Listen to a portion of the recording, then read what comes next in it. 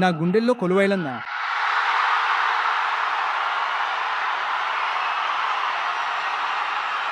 మీ అందరికీ నా నమస్కారాలు. నమస్కారం. నమస్కారం. నమస్కారం. నమస్కారం.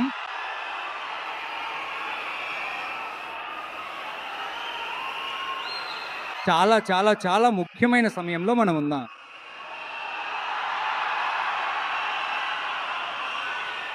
డిఎంకే ప్రభుత్వాన్ని ఇంటికి పంపబోలే.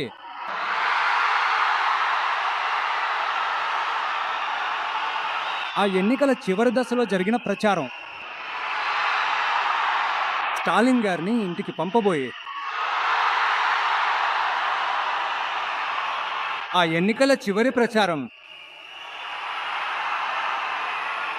ఇలాంటి ఒక ప్రభుత్వాన్ని, అంటే ప్రజలను అస్సలు పట్టించుకొని ఇలాంటి ఒక ప్రభుత్వాన్ని, ఇలాంటి ఒక నాయకుడిని ఇంటికి పంపబోయే. ఆ ఎన్నికల చివరి ముగింపు దశలో ఉన్న ప్రచారం. అవును, మరి ఇలాంటి వాళ్ళని ఇంటికి పంపకుండా ఇంకెక్కడికి కోటగా పంపిస్తారు? ఎన్ని ఎన్ని అబద్ధపు హామీలు, అబద్ధాలు చెప్పి ప్రజలను మోసం చేస్తూ ఆయన జీవితాన్ని మాత్రం బాగా పెంచుకున్నారు. కానీ ప్రజల జీవితాలను ఆయన ఎలా పెంచారో తెలుసా? ఇంటి పన్ను పెంచేశారు, నీటి పన్ను పెంచేశారు, వృత్తి పన్ను పెంచేశారు, ధరలను పెంచేశారు, చెత్త మీద కూడా పన్ను వేశారు. ఇలా ప్రజల కష్టాలను మాత్రమే ఆయన పెంచి ఉంచారు. ఇంకో అడుగు ముందుకేసి, ఇంకా ఎన్నో అడుగులు ముందుకేసి తమిళనాడులో ఇప్పటి వరకు ఏ ప్రభుత్వం చేయనంత అప్పు, అంత అప్పు చేసి ఆ అప్పు భారాన్ని కూడా పెంచి ఉంచారు. ఎంత? 5-6 లక్షల కోట్లు. ఇన్ని లక్షల కోట్లు తీసుకుని ఎన్ని సమస్యలను పరిష్కరించి ఉండవచ్చు? కనీసం మన యువత విద్యా రుణాలనైనా రద్దు చేసి ఉండవచ్చు. సరే, ఇప్పుడు మనం విక్రవాంటి సభ గురించి మాట్లాడుకుందాం. ఆ సభలో నేను ఏం చెప్పాను? మన రాజకీయ శత్రువు ఎవరు? డిఎంకే. మన సిద్ధాంతపరమైన శత్రువు ఎవరు? బీజేపీ. అప్పటి నుండి ఇప్పటి వరకు ఆ స్టాండ్లో ఏమైనా మారిందా? లేదా? హిందూ, ముస్లిం, క్రైస్తవులంతా ఎవరి ఆరాధన పద్ధతుల్లో, వారి జీవన విధానాల్లో వారు ఉంటారు. కానీ తమిళనాడునొస్తే, ఐక్యత చూపాలనొస్తే మన దగ్గర ఎవ్వరూ తోకాడించలేరు. మన సామరస్యాన్ని ఎవ్వరూ పాడు చేయలేరు. చెప్పామా లేదా? అప్పటి నుండి ఇప్పటి వరకు ఆ స్టాండ్లో ఏమైనా మారిందా? ఒక్క ఇంచు కూడా మారలేదే.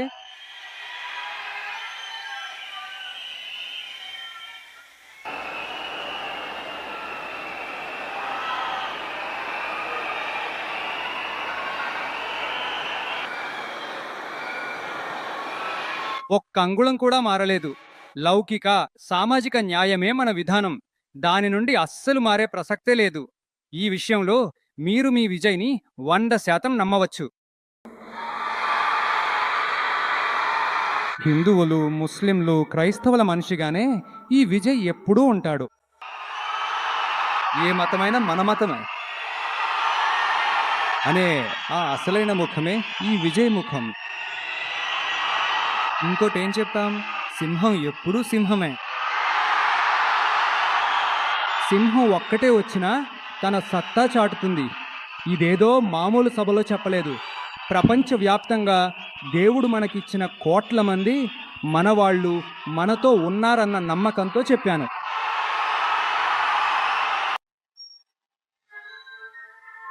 అందుకే ఈ రిసర్వ్ ఒక్క మాట చెబితే దాని నుండి అస్సలు మారడు. ఈ స్టాలిన్ సార్ లాంటి వాడు కాదు ఇతను.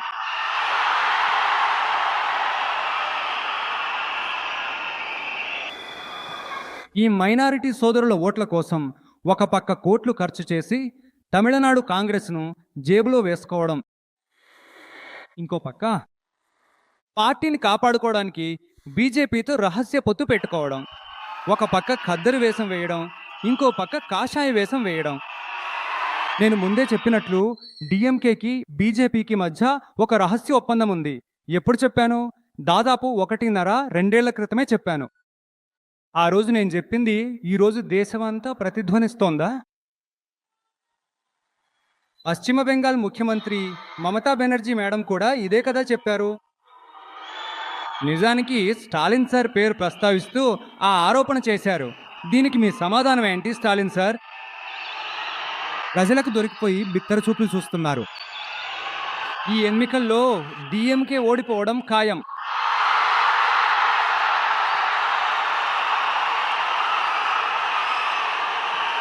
ఓడిపోయాక ఎన్నికల తర్వాత ఆ ప్రభావం ఎలా ఉంటుందో ఇప్పుడే చెబుతాను. పార్టీని కాపాడుకోవాలి కదా. ఎన్నో కేసులు ఉన్నాయి కదా, లంచం కేసులు, అవినీతి కేసులు, దొంగతనం కేసులు. వాళ్ళ కుటుంబాన్ని, మంత్రులను కాపాడుకోవాలి కదా. వెళ్ళి మోదీ గారి కాళ్ళ మీద, అమిత్ షా గారి కాళ్ళ మీద డిఎంకే పడుతుందో లేదో చూడండి. ఆ రోజు తెలుస్తుంది ప్రజలారా, మైనారిటీ సోదరులారా. ఆ రోజు డిఎంకే అసలు రంగు బయటపడుతుంది. అది మాత్రమేనా? బీజేపీకి మొదటి బానిస ఎవరనే పోటీ కూడా ఉంది. నువ్వా నేనా, నేనా నువ్వా, ఎవరికి ఈ డిఎంకేకి మరియు ఇతరులకు. అందువల్ల మైనారిటీ సోదరుల కోసం ఈ విజయ్ ఎప్పుడూ తోడుంటాడు. అందులో ఎటువంటి సందేహం లేదు.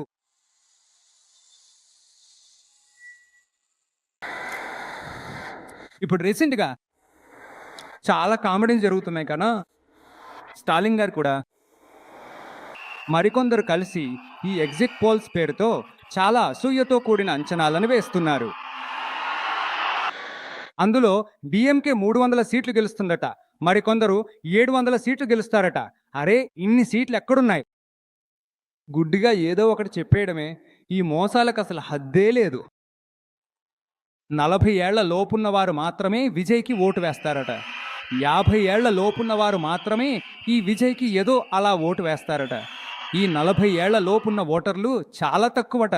కానీ ఈ 50 నుండి 80 ఏళ్ల వరకు ఉన్న ఓటర్లు చాలా ఎక్కువట. కానీ వారు ఎవరూ విజయ్కి ఓటు వేయరట. ఇలా బిల్డప్ మీద బిల్డప్ ఇస్తున్నారు, తల మీద గట్టిగా కొట్టినట్టుగా. మన ఎలక్షన్ కమిషన్ ఒక వివరణాత్మక నివేదికను విడుదల చేసింది. అందులో 40 ఏళ్ల లోపు ఉన్న ఓటర్లు 2,37,00,000 పైచిలుకు ఉన్నారట. అందులో 50 ఏళ్ల లోపు ఉన్న వారిని కూడా కలిపితే 3,65,00,000 పైచిలుకున్నారట. ఆ 3,65,00,000 పైచిలుకులో 50 ఏళ్ల లోపు ఉన్న మన అక్క చెల్లెడు మాత్రమే ఎంతో తెలుసా? 1,77,00,000 పైచిలుకు. ఎక్కడికెళ్ళారు? అసూయతో అంచనాలు వేసేవారులారా ఎక్కడికెళ్ళారు? ఏంటి భైవా భైరా?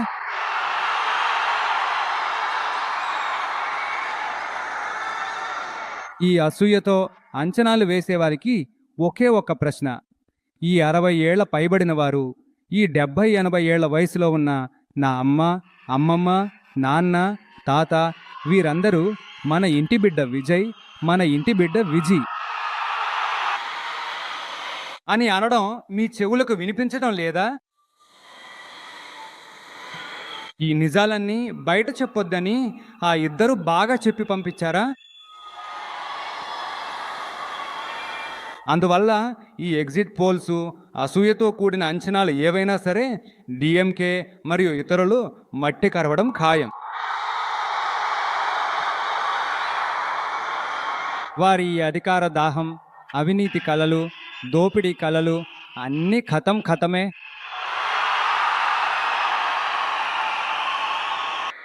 రీసెంట్గా పాండిచ్చేరి ఎన్నికల్లో ఆ రోజు దాదాపు 90% పైగా పోలింగ్ జరిగింది. వదిలేస్తే 100% అయ్యేలా ఉంది. అదేవిధంగా పోలింగ్ మన తమిళనాడులో జరుగుతుందో లేదో చూడండి. అందుకే ప్రజలారా, మీ అందరికీ చేతులెత్తి నమస్కరించి అడుగుతున్నాను. బూతుకు వెళ్ళి స్టాలిన్ గారి నుండి మన తమిళనాడును కాపాడుకోవాలి, మన ప్రజాస్వామ్యాన్ని కాపాడుకోవాలి. మీరు ఎంత బిజీగా ఉన్నా, ఏ పనిలో ఉన్నా, ఏ ఊరిలో ఉన్నా, మీ ఓటు ఏ బూత్లో ఉంటే అక్కడికి వచ్చి దయచేసి మన విజిల్ గుర్తుకు మీ ఓటు వేయండి. దయచేసి మీ విజయ్కు ఒక అవకాశం ఇవ్వండి. ఈ సమయంలో విదేశాల నుండి డబ్బు ఖర్చు చేసి ఫ్లైట్ టికెట్ బుక్ చేసుకుని ఇక్కడికి ఓటు వేయడానికి వచ్చిన మన స్నేహితులందరికీ మీ అందరికీ ఈ సమయంలో నా కృతజ్ఞతలు తెలియజేస్తున్నాను.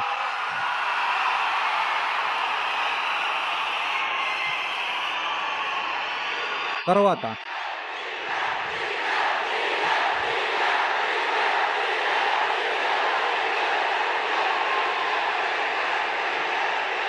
తర్వాత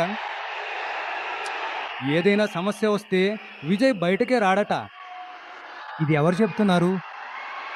ఈ మరియు ఇతరుల పార్టీలో ఒకరున్నారు కదా, 10 సార్లు ఓడిపుజల్ ఇంకా మారలేని ఒక ఆయన చెప్తున్నారు. అయ్యా అనుభవశాలి గారు, మిమ్మల్ని ఒకే ఒక ప్రశ్న అడుగుతున్నాను. ఈ సేలం పక్కనున్న ఆ నియోజకవర్గంలో మాత్రమే వెళ్ళి దాక్కోకుండా తమిళనాడులో వేరే ఏదైనా నియోజకవర్గంలో నిలబడి మీరు గెలిచి చూపించగలరా? సారీ ముందు నిలబడగలనా? ముందు అది చేసి ఆ తర్వాత ఈ విజయ్ గురించి మాట్లాడండి బాస్, ఊరికే నసపెట్టకుండా.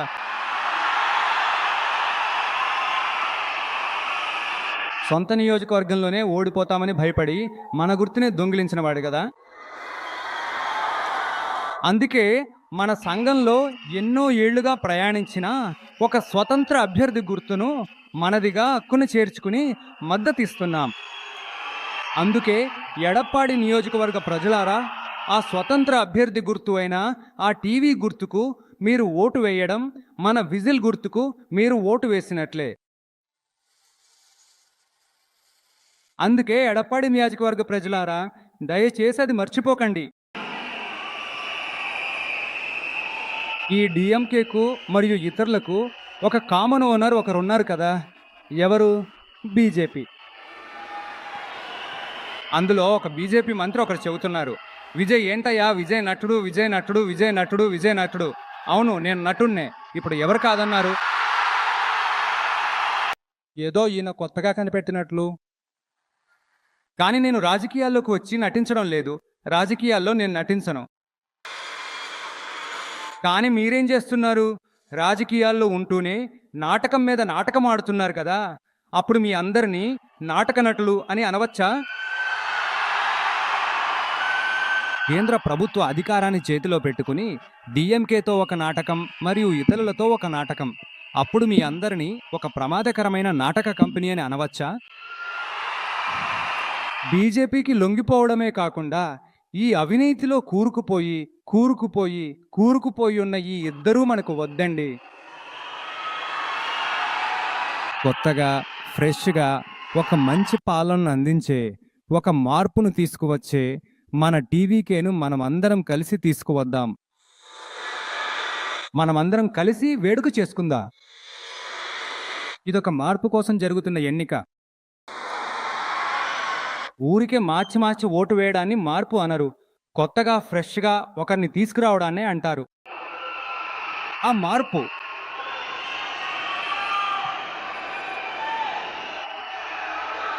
భోగి పండుగ రోజున ఇంట్లో ఉన్న పనికిరాని వస్తువులన్నింటినీ తీసిపారేస్తాం కదా, తెలుసా? అలాగే ఈ ఎన్నికల్లో 75 ఏళ్ల పగడపు పండుగ పాపను కూడా, 55 ఏళ్ల పల్లాంగులు పాపను కూడా తీసిపారేద్దామా? ఒక కొత్త పాలనను, ఒక మంచి పాలనను తీసుకువద్దామా? మీరు ఈ డిఎంకేకి ఓటేసినా, ఇతరులకు ఓటేసినా, బీజేపీకి ఓటేసినా, ఎవరికి ఓటేసినా అది తిరిగి మీరు బీజేపీకి ఓటేసినట్టే అవుతుంది. మొత్తం తమిళనాడు ప్రజలకు వ్యతిరేకమైన ఓటు. మీరు ఒకటి గమనించారా?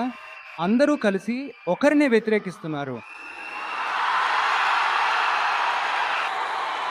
దానికి కారణం ఏమిటి? ఎందుకలా వ్యతిరేకించాలి? ఇప్పుడు వాళ్ళు ఎవరికి వారు విడివిడిగా కూటమిలో ఉంటే తమకు ఎదురుగా ఉన్న వారిని వ్యతిరేకిస్తారు. కానీ అందరూ కలిసి ఒకరినే వ్యతిరేకిస్తున్నారు. దానికి కారణం ఏమిటి? అందరూ కలిసి ఒకే కూటమిలో ఉన్నారు. ఈ విజయ్ ఏం తప్పు చేశాడు? ప్రజల కోసం రాజకీయాల్లోకి రావడం తప్ప, మంచి పాలన అందించాలనుకోవడం తప్ప, అవినీతి చేయకూడదనుకోవడం తప్ప, లంచం తీసుకోకూడదనుకోవడం తప్ప, మహిళలకు రక్షణ కల్పించాలనుకోవడం తప్ప, మాదక ద్రవ్యాల సంస్కృతిని అంతం చేయాలనుకోవడం తప్ప, శాంతి భద్రతలను చక్కదిద్దాలనుకోవడం తప్ప, రైతులు బాగుండాలి, మత్స్యకారులు బాగుండాలి, శ్రమించే ప్రజలందరూ బాగుండాలి అనుకోవడం తప్ప. కానీ ప్రజలారా, బాగుంటాం బాగుంటాం అందరం బాగుంటాం. ఎలా బాగుంటాం బాగుంటాం అందరం బాగుంటాం?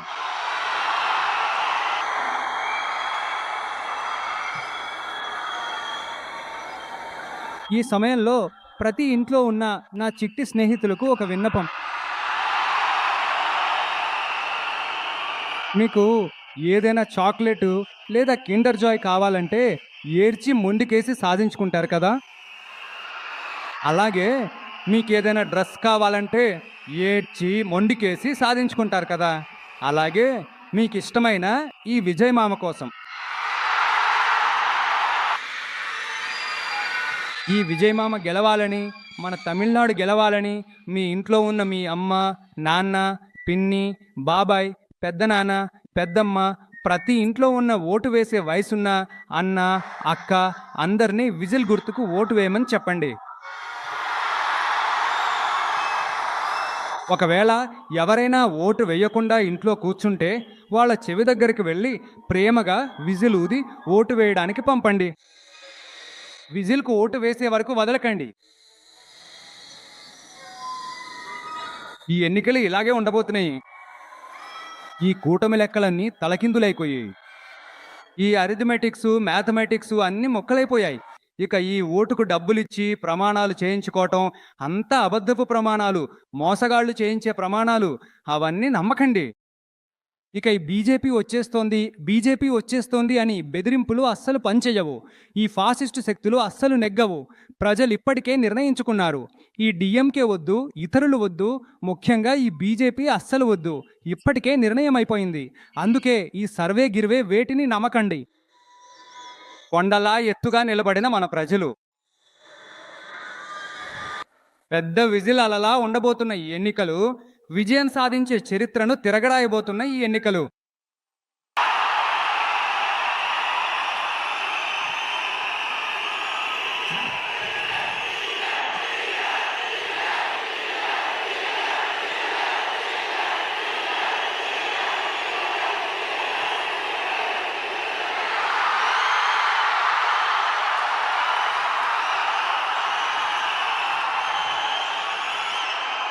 అందుకే సార్, స్టాలిన్ సార్ చాలా గొప్ప నాయకుడు. ఈ ఎన్నికల తర్వాత, మీరు ఓడిపోయిన తర్వాత మీరు ఎలా ఫీల్ అవుతారో కొంచెం చెప్పగా. ఎందుకురా ఈ విజయ్ని ఎంత ఇబ్బంది పెట్టావు? ఎందుకురా ఈ విజయ్ని బాధ పెట్టాం? ఎందుకురా ఈ విజయ్కి వ్యతిరేకంగా కుట్ర చేశాం? ఎందుకురా ఈ విజయ్కి వ్యతిరేకంగా కుతంత్రం చేశాం అని తలుచుకొని బాధపడతారు. ప్రజలే మిమ్మల్ని అలా బాధపడేలా చేస్తారు. నేను మీకు ఏం కీడు చేశాను? మీరు తినే అన్నంలో ఏమైనా మట్టి పోసానా? మీ పాలన తీరును, మీ అవినీతిని, మీరు మంత్రులు కలిసి చేస్తున్న దోపిడీని ప్రజలకు వివరించాను. ఇది చెప్పకుండా ఇంకేం చెబుతారు? ఇప్పుడు నేను ఈ కరూరు విషయం గురించి మాట్లాడతాను. కరూరులో ఏం జరిగిందో ఆ కరూరు ప్రజలనే అడిగితే పూసగుచ్చినట్టు చెబుతారు. నా మీద నిందలు వేస్తున్నారు. మేమేదో అసలు రాజకీయాలు చేయమని, ఇలాంటి విషయాల్లో రాజకీయాలు చేయమని వీడియోలు పెట్టి అసెంబ్లీలో కూర్చుని నా మీద నిందలు వేస్తున్నారు. నేను ఆలస్యంగా వచ్చానని. పోలీసులు ఇచ్చిన సమయానికే నేను అక్కడ ఉన్నాను. నామక్కల్ నుండి కరూరు వచ్చే దారిలో ఉన్న ప్రజలందరినీ గాలికి వదిలేసి రమ్మంటారా? నామక్కల్ నుండి కరూరుకు నేను ఎలా వచ్చానో, ఎంత సమయంలో వచ్చానో ప్రపంచమంతా లైవ్లో చూసింది. ఏమాత్రం సంకోచం లేకుండా నా మీద నిందలు వేస్తున్నారు. కనీసం మనస్సాక్షి ఉండక్కర్లేదా? సరే, మీరేమీ చెయ్యలేదని అంటున్నారు కదా సార్, మరి ఎందుకు సార్? 20 ఏళ్లుగా కరూరు ప్రాంతంలో మాత్రమే పోటీ చేసిన మీ బానిసను మీ యొక్క ఒక బానిసను. ఎందుకు కోయంబత్తూరు వరకు? ఎందుకు కోయంబత్తూరు వరకు పరిగెత్తించారు?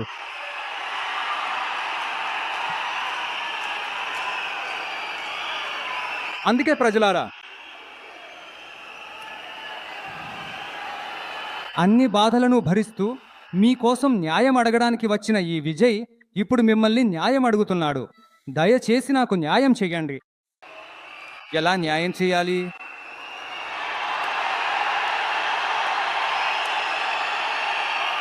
ఎల్లుండి ఏప్రిల్ 23న ఉదయాన్నే చక్కగా సిద్ధమై ఓటర్ ఐడి కార్డు చేతిలో పట్టుకుని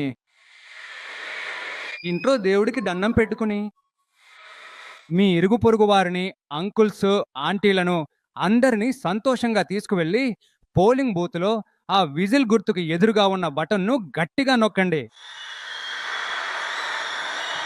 ఇదొక తరం కోసం జరుగుతున్న ఎన్నిక. ఇది మీకోసం జరుగుతున్న ఎన్నిక. అన్ని కష్టాలను ఓర్చుకుని మీకోసమే వచ్చాను. మీకు కృతజ్ఞతలు చెప్పుకోవడానికే వచ్చాను. ఏ రోజు అబద్ధం చెప్పి మిమ్మల్ని మోసం చెయ్యను. ఒక్కసారి కోరికగా ఉంది, చివరిసారిగా ఒక్కసారి మళ్ళీ చెప్పనా? ఈ చతుర్ముఖ పోటీ, 40 ముఖాల పోటీ అని ఎన్ని కథలు చెప్పినా ఇక్కడ ఉన్నది కేవలం ఇద్దరి మధ్య పోటీ. ఒకటి, మరొకటి. అవును, ఒకటి టీవీకే, మరొకటి డిఎంకే. ప్రజా వ్యతిరేక పాలన సాగిస్తున్న స్టాలిన్ సార్ కావాలా? ప్రజలను ప్రేమించే విజయ్ కావాలా? ఈ ఎన్నికల సారాంశం ఇదే. అందుకే మీ బిడ్డకు, మీ కొడుకుకు, మీ అన్నకు, మీ తమ్ముడికి, మీ విజయ్కు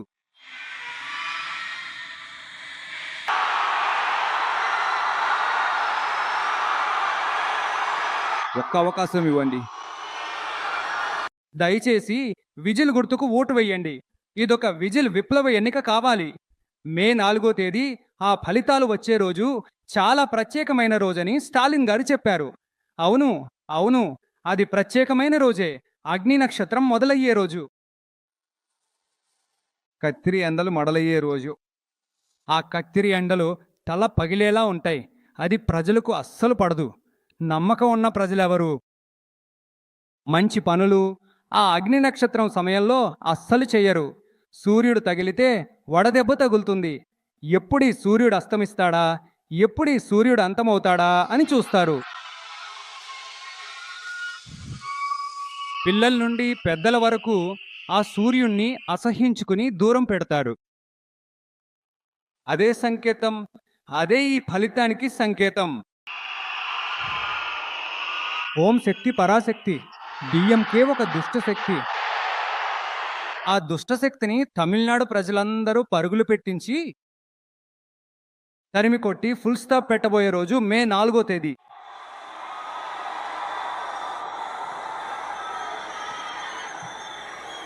మనం అధికారంలోకి వచ్చిన మరుక్షణనే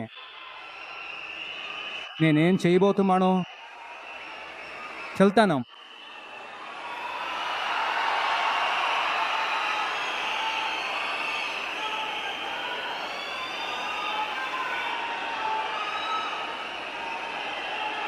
నెంబర్ 1, తమిళనాడులోని అన్ని కుటుంబాలకు అండగా ఉండటానికే మనం రాజకీయాల్లోకి వచ్చాం. ఆ ఆలోచన యొక్క ప్రతిరూపమే మన ప్రతి కుటుంబానికి ఇచ్చే హామీ. 200 యూనిట్ల ఉచిత విద్యుత్. నెంబర్ 2, నా అవ్వలు, అమ్మలు, అక్కలు, చెల్లెళ్ళు అందరూ తమిళనాడులో ఎక్కడికైనా అన్ని ప్రభుత్వ బస్సుల్లో ఉచితంగా ప్రయాణించవచ్చు. నంబర్ 3, శాంతి భద్రతలను చాలా కఠినంగా అమలు చేస్తాం. దాని ఫలితంగా మహిళల రక్షణ కోసం అత్యంత కఠినమైన ప్రత్యేక చట్టం తీసుకురాబడుతోంది. అంతేకాకుండా మన యువత రక్షణ కోసం మాదక ద్రవ్యాల నివారణ మరియు నిర్మూలన కోసం ప్రత్యేక చట్టం తీసుకురాబడుతుంది. మరియు నేను తమిళనాడులోని ఒక జిల్లా కేంద్రానికి అంటే కలెక్టర్ కార్యాలయానికి వెళ్ళి ఆ జిల్లా ప్రజలను కలిసి వారి వినతులను స్వీకరిస్తాను. దీన్ని నేను క్రమం తప్పకుండా చేస్తాను. ఇవన్నీ చేస్తాం. దీంతో పాటు మనం చెప్పినవన్నీ మనం అధికారంలోకి వచ్చాక కొంచెం కొంచెంగా చేసి చూపిస్తాం. చెప్పనివి కూడా చేస్తాం. అది వేరే విషయం. కానీ ఇప్పుడు మనం చేయగలిగినవి, సాధ్యమైనవి మాత్రమే ప్రస్తుతానికి నేను చెప్పాను. ప్రజలారా, రేపు ఏప్రిల్ 23వ తేదీన ఆ ఒక్కరోజు మాత్రం ఈ విజయ్ చెప్పేది వినండి. విని దయచేసి విజిల్ గుర్తుకు ఓటు వేయండి. రాబోయే 5 ఏళ్ళు, ఆ 5 ఏళ్లే కాదు, రాబోయే అన్ని ఏళ్ళు మీరు చెప్పేది నేను వింటాను. మీరు చెప్పేది ఈ విజయ్ వింటాడు. నమ్మకంగా ఉండండి, మంచి జరుగుతుంది. విజయం నిశ్చయం, విజయం నిశ్చయం, విజయం నిశ్చయం. మళ్ళీ కలిసే వరకు ధన్యవాదాలు. నమస్కారం.